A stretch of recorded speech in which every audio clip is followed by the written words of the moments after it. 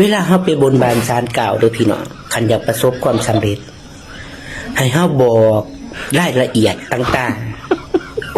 ๆบอกชื่อนามสกุลชื่อเล่นชื่อจริงอายุวันเดือนปีเกิดระบุให้ชัดเจน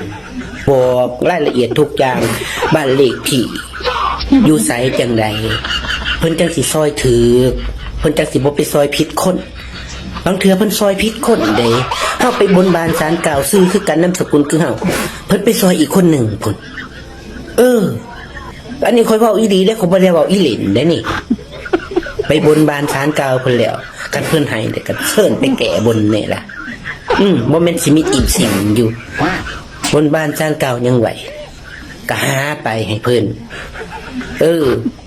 คันเพิ่นให้แล้วอย่าสิเสยคือมาตดหลายผู้ลังคนบนบานศาลกล่าวได้แล้วก็เสยมีแต่สิลมจมไปหนาเลย